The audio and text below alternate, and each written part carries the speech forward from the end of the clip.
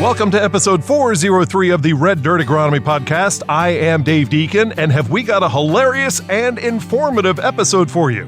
This week, we're learning about the world of precision ag from the king of Kiowa, Kansas, Jerry May of May Precision Ag.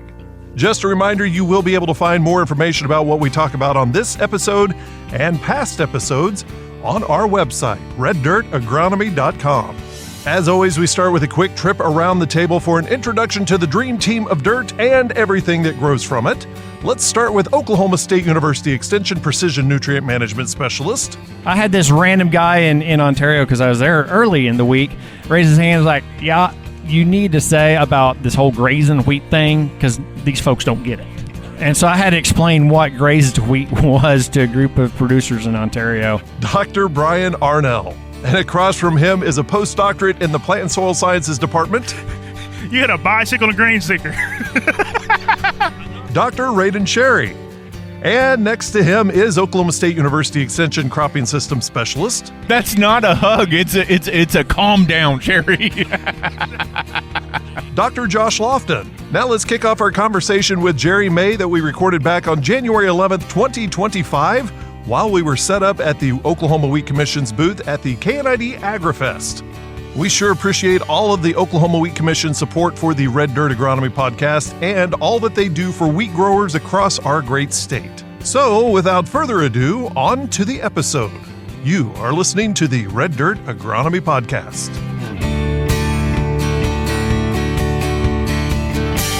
So here today at KNID AgriFest, and like we said last year, all you have to do is make eye contact. This sucker made eye contact, and I sent him a note. So happy to have on, of all people, have on Jerry May, the son of Kiowa, Kansas, the shining star at Kiowa, Kansas, my first grad student ever. So we actually have one of the most recent and the very first. And so the difference is the first is the pancake, because you always screw them up. And so I came out perfect. 100%. You came in wavy, and now you're just more crinkly.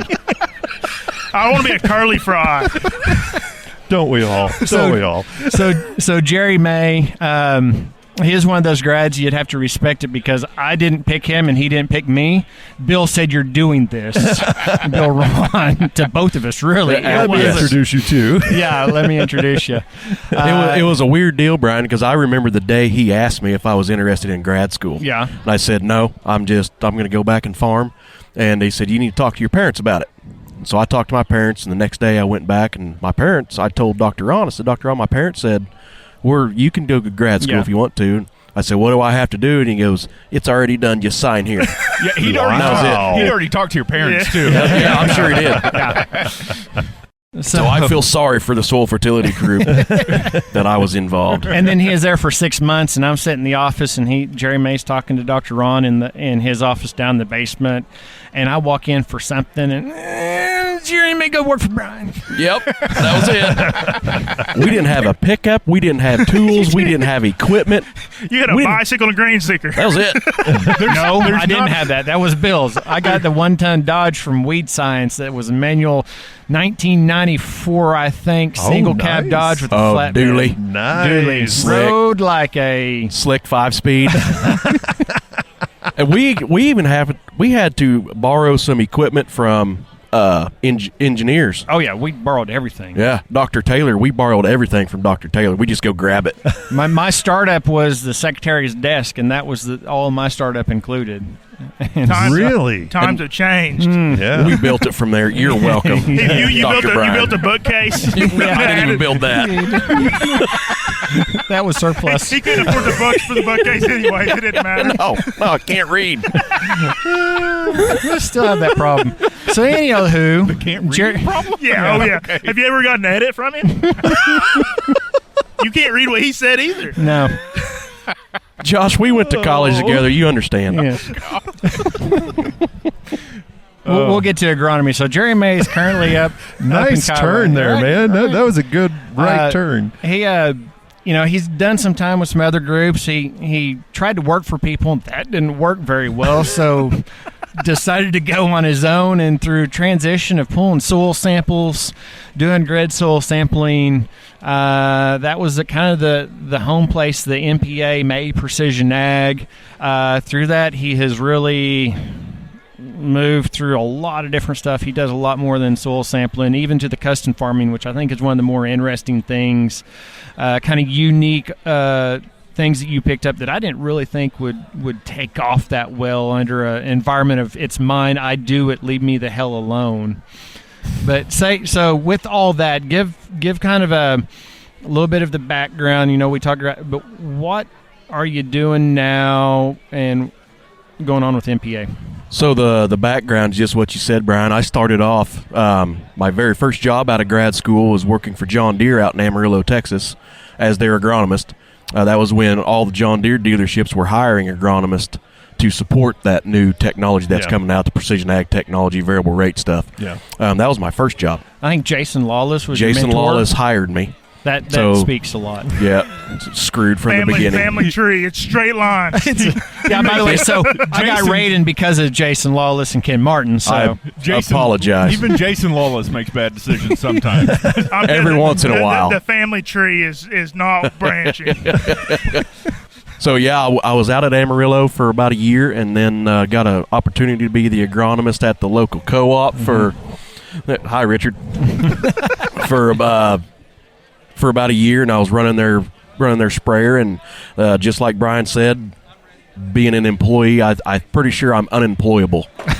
And so I quit that job, and I told the co-op manager, he asked me what I'm going to be doing. I said, I'm going to start grid soil sampling, and he looked at me and he said, you will fail. Wow. And so that was kind of an incentive. Yeah. And so I started May Precision Ag as strictly a soil sampling business. We did bulk sampling, grid sampling, zone sampling. And then about a year and a half, 2 years after that, I was rocking it. And then another graduate friend of ours, Cody Daft, he came to me and asked me if I wanted to start selling seed. And so thinking back, yes, I'm grid sampling, I'm giving crop recommendations. I might as well be able to sell the seed with it. Kind of pairs together, right? So I started selling Pioneer seed. And then from there, the chemical, the fertilizer, that all played into part. Started selling all that. Here in 2000, I guess been in 2019, I bought out a custom application business in Kiowa. And so we do custom application as well. Do all that stuff, and then started farming just a little bit. Well, as everybody knows, tractor payments are very high. Yeah. Equipment cost is very high, so we had to somehow supplement that equipment cost starting off as a first-time farmer. And one of the best ways we thought about doing is custom farming for people. And there's kind of a niche out there, that guys, they don't have we've got a planter, 15-row or 15-inch planter or 30-inch planter. It's a 1530. A lot of guys don't have their own planters in our area. And so that started going. And so we built that customer relationship up with our planter, and that kind of transitioned into air seeders. And it's really cool. This fall, we picked up a lot of acres just because people were behind. So we were dry all summer long. Okay, and then all of a sudden we got a 2-inch rain, perfect rain. Bunch of acres needs to go in within 15 to 20 days. Okay, so the farmer or whoever it was couldn't get all their acres in, so they would call us, hey, would you fill in the spot? Now, right here, I got a question. How do you right there? Okay. How do you? So that's the equipment that you use for custom farming, same equipment that you use on your own farm. Yes. Do you prioritize getting other acres? You get the 2-inch rain, everything needs to go in. How do you make those decisions? Well, are we going to go get the custom acres? Are we going to plant ours first? Very. That's a great question. So financially and business-wise, you need to get your own acres because essentially you're going to make more money if Mother Nature is cooperative with you. You're going to make more money on your acres. Me being me, I typically go for the custom acres. Yeah. because a lot of our custom acres are some of my May Precision Ag customers that I've been spraying for, that I've been soil sampling for. I help them out, and so that transition is So tough. you still have downstream. So that's the deal. The farm, you have the upstream, downstream of you farming your own. But since you're not just planting it, you've got the chemistry. So you need it in the ground well. So you now have something to protect. You have something to make nutrient recs for. And so a good start for that client means more than just one. If you're like a custom sprayer where you just got it done and you're gone, right? You have more downstream opportunity business-wise. Business-wise, yes. Yep. So along the same. Why is it, we've had custom spraying and custom chemical application, fertilizer application for a very long time now, but the custom planting and sowing was never there. Is it just because of equipment, infrastructure, or the producers grain drills were so cheap, so why not just have a grain drill? Yep, exactly. And you got to look at statistics. Yes. Yeah. U.S. farmers are... What's the average age of a U.S. farmer now? 70? Yeah, 71, 60, I think. 71 now. Who wants to go out and buy? What 71-year-old man, female, that you guys know wants to go out and spend $500,000, $700,000-$800,000 on a piece of equipment? Yeah, $250,000 on a planter. That's so you can do the things that you want to do. Yep. The new technology, the new practices. And if that 71-year-old owns the ground, just have it custom. Call us, plant it, and be done with it instead of going in debt again. That makes a ton of sense. Well, it's also keeping up with the technology. I mean, it changes so frequently on, I learned how to use my guidance, and but now there's, auto shutoffs and all that. And it's just better for somebody that really focuses in on that precision ag, that technology, to be able to come out and provide that service. Yeah. Not only are they not going in debt, but you know how to do it, so it's going to get done hopefully correctly. And going back to the prescription maps and in-furrow fertilization and all these other components that all fit together. I mean, that's the big thing. Is I don't know if I could just go buy a 12-row planter and just start planting. It's all the extra stuff that you build the foundation, like Brian said. You have to go go from that and have that relationship already in place so they trust you. And a lot of these guys that we custom plant for, I've been grid sampling for them. I collect yield data for them, and so we layer those all together, and try to come up with a plan, a recommendation, a prescription, whatever you guys want, and say, our technology, our equipment can do that. Do you want us to do that for you? Go ahead, Dave. I was going to say, so this is different than a crop consultant, someone who comes out and says, hey, you need to do this. You're actually doing it for them. Yeah, I would say there's a little bit of crop consulting that goes into it as well. Right. I would almost venture to say it's more like a farm manager. Right, exactly. I think that's probably a better word for it than a consultant, because we're helping.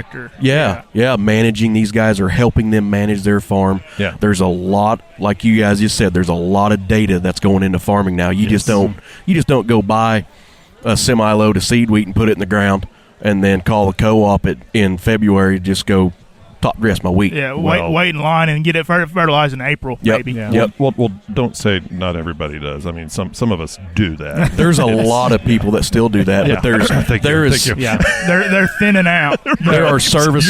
You're in that category. Yeah, I'm just saying. The semi's supposed to stop by later, but yeah, you're a little late sowing your wheat. It's a hobby. Well, is it Gallagher? What do you plant? I just tell them, I'll take a semi. What you got? Jagger. You want one of them in there. TAM 101. TAM 101. Blend it if you would, so I can. Yeah, a little bit of TAM 101 and Jagger. That'll do. Redirecting this because shocking. Yeah, different. That's exactly. Or not redirecting if it comes out of the ground. Good luck, Brian. I'm trying. All right. So. I was going to say, take us through that decision to be a first-generation farmer after doing this, because I mean, everything else that you've done, earlier you said, hey, I think I'm going to give this a shot. He's not first-gen farmer. Okay. My mom and dad, I grew up on a farm and ranch. Okay. But myself, I guess, I started myself because my dad put everything to grass. Oh, okay. And he used to run cattle and hay. Yeah. But you're not taking over your family, right? Your family. No, place. my mom and dad are still there. Yeah. So they're still out there. So you went and got your own place and are starting off anew. Yep. Right. Yep. And about 30 miles from where I grew up. Yeah. Based out of Kiowa, Kansas, is where we're at now. And it was a decision. Dave, I don't know how I came to that decision. Yeah. I think how it came about was we decided to get into the custom stuff. Mm-hmm. So we bought a tractor and a planter. That's how we got started. And doing all these acres, and then we have the equipment. Why not? Might as well put your own in. Yeah. And so there was a neighbor of ours. He was retiring from farming, and he came in my office one day and he said, "Hey, I'm going to retire. Do you want to farm this stuff?" And, yeah, sure. Yeah. So just kind of lucked into the right. I would like to take a moment. Talk about how wheat production in Kiowa has changed since you were young, right? Because it is night and day, I can imagine, from the early 90s. Talk about that transition, what's gone on, not just management, but intensification. Talk about that. So, but yeah, back in the 90s when I was growing up around Kiowa, going to school there, every farm was winter wheat, and every farm had a hot wire around it in the wintertime. Everybody had cattle and wheat and cattle. That was it. Yeah. Maybe a few farms with some feed in it to bale for your calves in the winter, and that was it. The biggest change that ever happened in that area. So I'm talking Burlington, Oklahoma, to Kiowa, Kansas, to Anthony, Kansas. That area right through there. We're very, very fortunate to have good soils right through there. Yeah. Very good soils. The biggest change that happened in the early 2000s was winter canola. Mm-hmm. Yeah. The more aggressive guys started growing winter canola. The wheat following that winter canola, Josh, you know as well as I do, the wheat following your winter canola, your yields are 20% better, 15% better at least. Yields and forage. So Yes. it's different of where you are. Okay. I didn't know spectrum. about the forage. Mm-hmm. That's interesting. Cleaner wheat, more yield. And so that started to transition a lot of guys. We're going to grow some winter canola. Started the rotation. Well, then that brought in, there was some corn growing a little bit, but not very much. That brought in more corn acres, a whole lot of soybean acres, grain sorghum acres. So everybody started to rotate their crops a little bit. These days, there's a bunch of rotational crops. There's still quite a bit of wheat. The wheat and cattle guys, they're not going to change. But we got winter canola going in again. We got wheat, winter canola. There's going to be some corn. Cotton is coming. There's a lot of acres transitioning over to cotton from soybeans, I think. In that area, we've got hitting hard for the past 4 or 5 years with drought, especially in August. If we don't get a rain shower and some relief in August, our soybeans just burn up. So Jerry, what I'm going to ask now is, when are you going to buy a cotton stripper? I think that sounds like the next business venture for I think so. A next service. I know you, the 1.2 million. You're in no the big business. deal. Get me 2 of them. Yeah, get me someone to run them. Yeah. There are, there's. I don't know of one farmer in that area that has their own cotton stripper or cotton picker. It's all custom stuff. For sure. And where's that? Are they coming out of Texas, mostly southern Oklahoma? I think a lot of them come from Oklahoma or up north around Pratt. Yeah. Pratt had a lot of cotton. Back or over on Hugoton or something like that. Somewhere around there. Yeah. Yep. For sure. Yep. So that's changed a lot. And I think that opened up a bunch of eyes. Like in the 90s, just like I made fun of Dave, most of the growers would just plant their wheat, get cattle on it. Yep. They would go into the co-op in January, put me on the list for top dress and finesse. Yeah. That's it. Now there's so many different crops out there. You gotta have somebody that knows what the heck they're talking about. Right. As far as chemistry wise, as far as rotation wise. If you spray the wrong chemical, just take an Olympus or a Power Flex or something like that, right, and you can't go to another crop. Yeah. That sulfurea, you're screwed. Yep. So you got to pay attention to that. You got to pay attention to your neighbors. Drift is a big deal. You want to wait? Hey, hang on. Just for those of you listening in on the podcast, the pedal tractor pull will be in the Southwest. Brian, you ready to go? Concourse, I guess. Get it on! on. Yeah, there you go. I don't know if his knees can handle it. No, they cannot. He's pretty They old. already hurt a lot right now. Too much concrete time. Sorry to interrupt you there. I just it's Just- kind of the well, elephant in the room there. I wanted to. In the mic. Yeah. That guy was loud. He was. He was. He wanted people to know about pedal tractors, which I don't Man. blame him. Yeah, the crowd's going to the pedal tractor. I'm telling you. It's the end around here. The crowd is gone. Jerry, you just kind of threw something out there. You mentioned finesse and power flex. How much is us losing some of those chemistries in wheat forced more growers to go into these bigger rotations, sort of maybe consider cotton, Yep. beans? That's a big part of that up in that country, I think. It is. The losing some of those chemistries is, it's interesting because you lose those chemistries and then all of a sudden, a double stop comes out. Coaxium wheat comes out, so we get the aggressor, we get the beyond. So that helps out quite a bit, especially for the guys that are just, I'm not growing anything else, I just want strictly wheat. That's going to help them out. I put coaxium wheat on our acres this year just to help clean it up. So I don't know. It's very interesting these times right now. So I got something along the lines of the transitions real quick. And so we've been hearing a lot, and we've had conversations that, we historically used to say we had wheat, we had a lot of dual-purpose wheat and graze out, and there was a lot of dual-purpose. The conversation now is that you're either grain only or graze out. You've seen that, or you still have significant amount of dual-purpose? What's that? This year, there's a significant amount of dual-purpose wheat. We got that rain early in September. I think about probably 5th, 10th of September, it rained 2 inches or so around there. A lot of guys got their wheat in early. Good fall vigor, good growth, and so guys they put up electric fence and they're going to graze it. That being said, their goal is for dual purpose. How many are going to stay on? Exactly. Especially with wheat price where it's at, cattle price where it's at. I think wheat price is going to have to. Cattle prices are stupid right now, but cattle guys need it too. They gotta make money as well.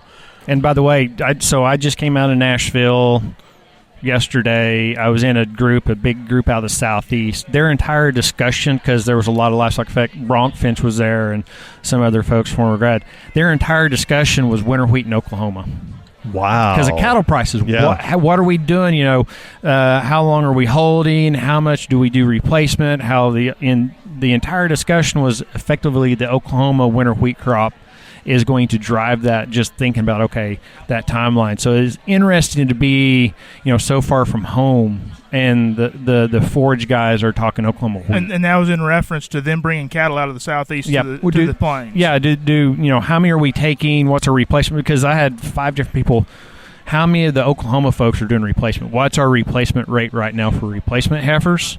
Because they want to know what that looked like. Are we doing low replacement, high replacement, just thinking about the cost and how long this is? And then, of course, I think it was mentioned, Bambi might mention it, we got high prices. And, Raiden, you said that looking at, when is supply, but really, when is it going to be the packer shut it down? Yeah, when is the packer going to say, okay, this is not elastic enough. Beef is not it's not infinitely elastic. At some point, we will stop buying beef. It's going to be too high. So at some point, when's the packer going to cut that off and say, this is our line? Because at the end of the day, they're setting price. Oh yeah, and yeah. so they drive the cattle market. I mean that's the thing, and regardless, and part of it is they have to sell beef. They have this facility, have thousands of people working for them.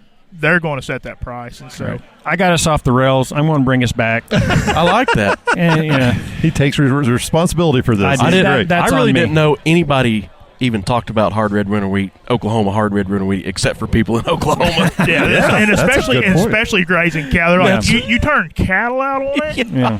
What does that do to your yield? In the yield Ontario, wasn't there anyway. I had this random guy in Ontario, because I was there early in the week, raise his hand, was like, yeah, you need to say about this whole grazing wheat thing, because these folks don't get it. And so I had to explain what grazed wheat was to a group of producers in Ontario. They're wondering why the cattle don't die in the winter. Right, yeah. Talk about, so your MPA, Yep. the precision ag, what's the change in precision ag been since you started? Because PA for you when you came out was grid sampling and since SST, pushing a button. Has there been much change in PA and the technologies? Where's the interest on the farmer side? What do they want to see? What's a What are they looking at? So, when I started, it was all grid soil sampling in my area. Very, very few people even bulk sample, just took a routine soil sample. Brian, you know that. You guys know that from in the soils lab. There used to not hardly be any soil samples taken. So when I started MPA, I was doing grid soil sampling, and that was just a foreign subject to a lot of guys. They did not understand that out of a grid, you can make a variable rate prescription out of that. So that's when I started. So that built up. Now it's more these days. Data collection is simpler. I'm going to say. The technology in machinery now, and I'm just going to say John Deere, because that's what I run, is all John Deere, and the Ops Center. It's amazing. It's just that those machines collect all that data automatically, and it's uploaded into Ops Center, and then within a day, within 12 hours, you've got that yield data, you've got that as applied data, whatever you're collecting. If you're farming, they've got smart tools out there now, like chisel plows. Yep. They got smart chisel plows that collect data on depth, on hardness of your soil, all that stuff now. So on your fancy planter, are you doing precision plant? You got all those tools? We got. Do the farmers ask for that? Some. I'm curious about. Okay. Yep, one or two of them has asked for all that data.